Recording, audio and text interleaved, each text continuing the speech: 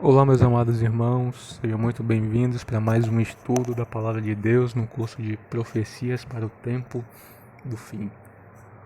Hoje nós vamos dar continuidade à visão de Daniel. Veja que o assunto ele é muito extenso. Começou no capítulo 2, se estendeu pelo capítulo 7, 8, 9. Então ainda nós estamos nesses capítulos, nesse contexto, hoje especificamente avançando um pouco no capítulo 9.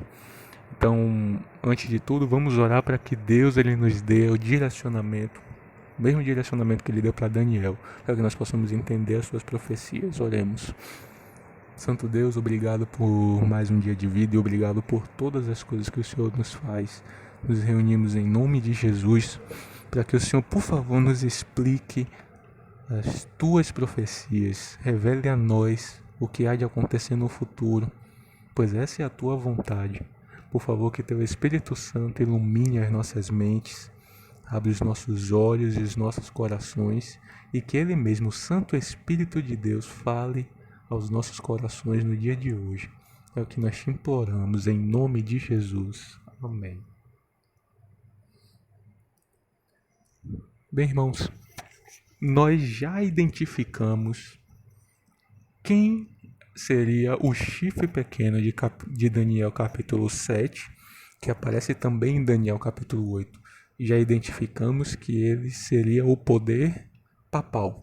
Ele atuaria durante um período de tempo e veja, ele teria essas, entre outras, ele magoaria o Santo do Altíssimo, faria guerra contra o Santo do Altíssimo, blasfemaria contra Deus, cuidaria de mudar os tempos e as leis.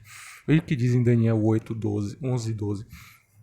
Que esse chifre pequeno ele se engrandeceu até o príncipe do exército, dele tirou o sacrifício diário e o lugar do seu santuário foi deitado abaixo. O exército lhe foi entregue em suas mãos com um sacrifício diário por causa das transgressões. Deitou a verdade por terra e o que fez prosperou. Ele me disse ainda, Daniel, quando teve a visão, o anjo explicou a visão e o anjo perguntou até quando duraria a visão da assolação, o qual o santuário seria deitado abaixo e os santos do Altíssimo entreguem nas mãos. E aí Deus respondeu, até 2300 tardes e manhãs, e o santuário seria purificado.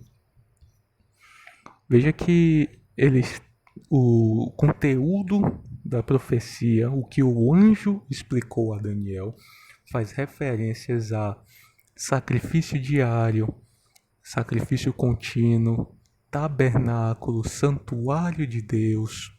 Essas são palavras, esses são termos empregados no Antigo Testamento que se referem a toda a cerimônia do santuário, do tabernáculo que havia em Jerusalém. Mas perceba que na época em que Daniel vivia, não havia mais santuário, porque o santuário de Jerusalém havia sido destruído por Nabucodonosor durante as 3 invasões.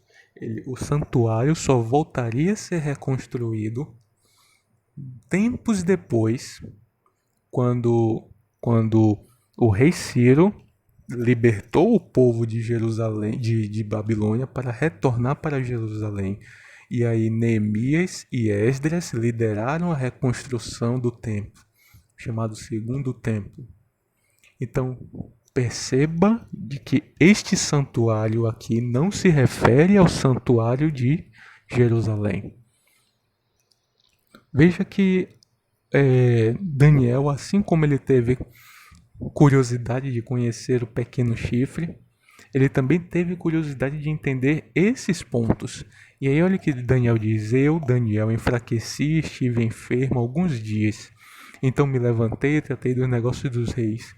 Espantava-me com a visão e não havia quem a entendesse.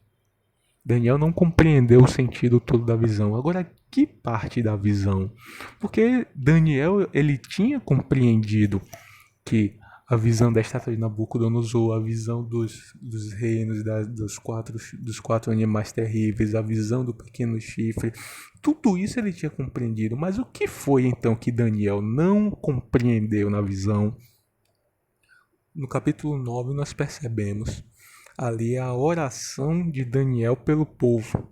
Veja o que diz: eu, Daniel, entendi pelos livros que o número de anos de que falara o Senhor ao profeta Jeremias, que havia de durar as assolações de Jerusalém, era de 70 anos. Então voltei o rosto ao Senhor para o buscar com oração, súplicas e jejum, pano de saco e cinza. E se você ler o capítulo 9, a primeira parte toda do capítulo é uma extensa oração de Daniel pedindo perdão a Deus pelos seus pecados, pelos pecados do povo de Israel que haviam cometido e pedindo que Deus houvesse misericórdia. Então, pelo contexto, veja que no capítulo 8 é dada a visão que ele não entende. É dito que o santuário seria purificado em 2300 anos. Lembrando que para cada dia profético corresponde a um ano literal, então 2300 dias, que a expressão usada é tardes e manhãs, significa dias. 2300 dias corresponde a 2300 anos. Daniel, tendo ouvido isso, ele pesquisou nos livros dos profetas e encontrou que o período que o povo de Israel viveria cativo na Babilônia era 70 anos. Então, qual foi a conclusão? E a partir daí ele fez uma oração de intercessão ao povo, pedindo misericórdia. Então, qual foi a conclusão que Daniel chegou e que pelo contexto nós podemos perceber? Daniel, ao ouvir que o santuário seria purificado em 2300 anos, ele se espantou e achou que Deus havia aumentado o período de punição para o povo. De 70 anos, Daniel agora tinha compreendido de que o povo de Israel ia ficar 2300 anos preso na Babilônia. E aí ele se assustou muito e ficou muito triste e começou a orar a Deus pedindo por misericórdia. Mas nós vamos ver que essa não é a interpretação que Deus envia, ao final do capítulo 9, Deus envia um anjo, Gabriel, para explicar a Daniel o sentido da visão de 2300 anos. Agora veja que toda a visão sobre a purificação está relacionada ao santuário. Então, antes de compreender o período de tempo a que se refere os 2300 anos e compreender o que significa esse período de tempo, nós precisamos compreender o que significa purificação do santuário, correto? Então veja que Daniel ele não entendeu a profecia dos 2300 anos e a purificação do santuário. Então precisamos compreender o que significa purificação do santuário, entender os símbolos, as cerimônias, a estrutura do santuário. O santuário ele aparece em toda a Bíblia, do Gênesis ao Apocalipse. E como nós vamos ver, as suas cerimônias, os seus símbolos, os seus móveis, a sua estrutura, toda ela tem um contexto tipológico que aponta para Jesus, aponta para as questões do final do tempo do fim, aponta para o contexto da mensagem apocalíptica de Daniel, que nós já vimos que é o grande conflito. Então nós precisamos compreender primeiro o que significa santuário e a sua purificação. Veja, meus irmãos, que o tema do santuário ele não é recente, ele não veio apenas no momento em que foram dados os 10 mandamentos lá no Monte Sinai, depois da libertação do Egito com Moisés. Não, ele já existia muito antes de Moisés. E desde a eternidade, nós vamos ver. Veja, Melquisedeque, nós já lemos esse texto. Melquisedeque, rei de Salém, trouxe pão e vinho e ele era sacerdote do Altíssimo. Abençoou ele Abraão e disse: Bendito seja Abraão pelo Deus Altíssimo que possui os céus e a terra. Mas em seguida, nós vemos que Abraão devolveu o dízimo a Melquisedeque. Veja, meus irmãos, na época de Abraão não existia a nação de Israel. Não existia nenhum judeu. E nessa época, muito antes dos judeus, já existia sacerdote. Já existia mandamentos. É dito que Abraão obedeceu em todas as coisas. Obedeceu o quê? Aos mandamentos de Deus. Como pode isso, se os mandamentos só foram escritos por Moisés centenas de anos depois, quando eles saíram do Egito? Na verdade, meus irmãos, os mandamentos, a rotina do santuário, toda essa estrutura que nós conhecemos já existia antes de Moisés, antes de ser libertado do Egito. O que aconteceu é que depois que o povo de Israel passou 400 anos preso no Egito, foi necessário Deus escrever as leis e relembrá-los de tudo que o povo já conhecia. Os mandamentos eram passados de maneira oral. Após a libertação do Egito, Deus relembrou ao povo toda a lei, a Torá. Correto? Então vemos que no princípio já existia santuário. Veja, meus irmãos, que o tema do santuário ele aparece por toda a Bíblia. Ele também tem um contexto profético. No livro de Apocalipse é dito: João viu: abriu-se então o santuário de Deus que se achava no céu, e foi vista a arca da aliança e seu santuário. João agora está contemplando aqui o verdadeiro santuário. As profecias, elas apontam para um santuário.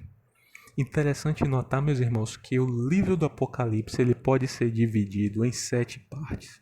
E todas essas 7 partes, essas 7 cenas, elas têm um contexto do santuário ou do seu serviço religioso que era feito no santuário. A única parte do livro do Apocalipse que não apresenta o santuário é justamente a cena final. Veja, nela não vi santuário, porque o seu santuário é o Senhor, o Deus Todo-Poderoso. Então, até na última cena, quando não é apresentado o santuário em si, é relacionado à divindade de Deus com a estrutura do santuário. Compreende a importância de se estudar esse tema? Veja, meus irmãos, que o santuário ele possui contextos tipológicos. Eles mostram uma mensagem profética através de símbolos, assim como foi a profecia de Daniel e profecia de Apocalipse. Símbolos utilizados para mostrar uma realidade superior. Veja o que diz no livro de Hebreus, capítulo 8. Ora, o essencial das coisas que temos dito é que possuímos tal sumo sacerdote, um sumo sacerdote perfeito, que se assentou à destra do trono da majestade nos céus, como ministro do santuário e do verdadeiro tabernáculo, o qual o Senhor erigiu. Então veja que o santuário, é dito aqui que Jesus hoje é o nosso sumo sacerdote. Ele ministra no verdadeiro santuário à direita de Deus. intercedendo por nós. Quando Jesus ressuscitou e subiu ao céu, ele foi para uma função específica de atuar como sacerdote, sumo sacerdote para a humanidade. Lembrando que no santuário terrestre vocês também havia sacerdotes e havia um sumo sacerdote. Jesus hoje é o nosso sumo sacerdote e é dito no Salmo 110, versículo 4, que ele é sumo sacerdote para sempre, segundo a ordem de Melquisedeque. Melquisedeque foi o primeiro sacerdote e rei apresentado no livro de Gênesis, quando nem havia nação de Israel. Compreende, meus irmãos, a importância de estudar esse tema? E agora nós vamos, além de estudar, compreender a sua mensagem, compreender os seus símbolos. As profecias, relembrando, a chave para a interpretação profética é unicamente duas.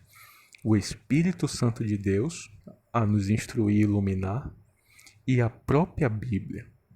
Os símbolos que são apresentados nas profecias, eles se referem aos outros livros da Bíblia. 70% do livro de Apocalipse é referência direta a livros do Antigo Testamento. Então veja que compreender o Antigo Testamento, compreender os símbolos, compreender os rituais, compreender o santuário é importante para que nós possamos compreender as profecias do nosso tempo.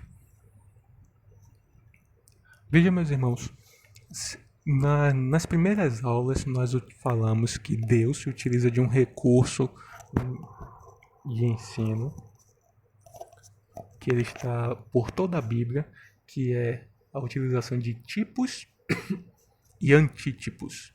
Os tipos são sombras, são ilustrações, são figuras que apontam para o antítipo. O antítipo é o verdadeiro. Então, os tipos, eles apontam para o verdadeiro e para uma mensagem superior que Deus quer nos mostrar. Quanto ao santuário, veja o que o apóstolo Paulo disse. Os quais ministram, sacerdotes ministram, e o santuário, o tabernáculo, ministram como uma figura, uma sombra, um tipo das coisas celestes. Assim como foi Moisés devidamente instruído quando estava para construir o tabernáculo, pois diz ele, Deus o Senhor diz, vê que faça todas as coisas de acordo com o modelo que foi te mostrado no monte. Ou seja, o apóstolo Paulo está dizendo que o santuário que havia em Jerusalém era um tipo, era uma sombra, ele apontava para o verdadeiro santuário celeste, que há no céu, que é a morada de Deus e onde hoje Jesus ministra como sumo sacerdote. Muitas pessoas hoje não acreditam que existe um santuário no céu, mas a Bíblia demonstra de forma clara que o santuário de Jerusalém era uma cópia do santuário celeste. Ele servia de símbolos para mostrar uma verdade superior. E quando Deus leva Moisés para o monte para lhe dar a lei, ele mostra um modelo, ele mostra o verdadeiro santuário e diz para que o tabernáculo seja construído conforme o modelo, conforme o verdadeiro. Então, vamos compreender agora os símbolos e a estrutura do santuário. Nós sabemos que no santuário de Jerusalém, o tabernáculo de Deus, eram realizados holocaustos, sacrifícios. As pessoas levavam seus sacrifícios e imolavam um cordeiro, certo? E esses sacrifícios eram para perdão de pecados. Haviam também outros tipos de sacrifícios com outros animais, sacrifícios para de adoração, sacrifícios de louvor, de ofertas pacíficas. Mas o principal sacrifício era o de cordeiros. O que isso quer dizer? Veja aqui, meus irmãos. Será que Deus ele se agrada da matança e do derramamento de sangue de animais? Claro que não. Nós vamos ver que isso era uma mensagem que Deus queria passar para o seu povo. Veja que no momento em que Adão e Eva pecaram, eles deveriam morrer.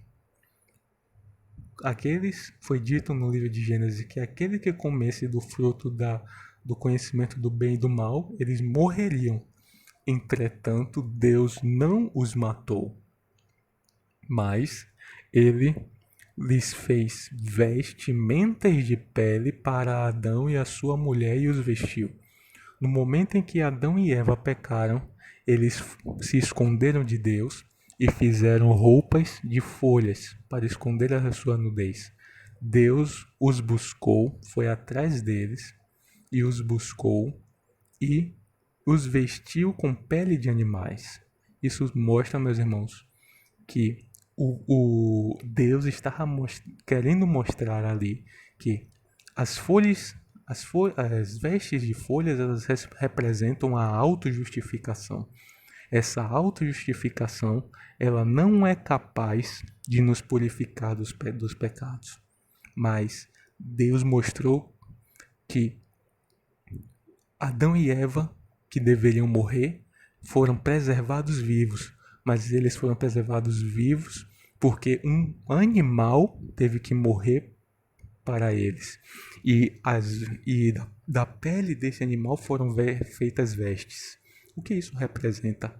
Está mostrando ali de forma bem clara, em símbolos, que alguém iria levar a culpa do pecado de Adão e Eva, e a morte desse inocente, desse animal inocente, é quem poderia lhe dar as vestiduras de justificação. Compreendeu o símbolo? Alguém morreu no lugar de Adão e Eva para que o justificasse. Veja que Abraão, também muito tempo antes da lei de Moisés, ele oferecia um cordeiro, ele oferecia sacrifícios ao Deus de Israel como holocausto. E nós temos aquela cena clássica na qual Abraão leva o seu filho para ser sacrificado e ele diz: Deus proverá para si, meu filho, o cordeiro para o holocausto. Então estava claro na mente dos judeus, na mente de Abraão, de que aquele sacrifício era um sacrifício substitutivo. Alguém inocente estava levando a culpa dos pecados que eles cometeram anteriormente. Veja, meus irmãos, o que diz em Êxodo 29:38, a orientação de Deus. E isto é o que oferecerás sobre o altar: 2 cordeiros de 1 ano cada dia continuamente.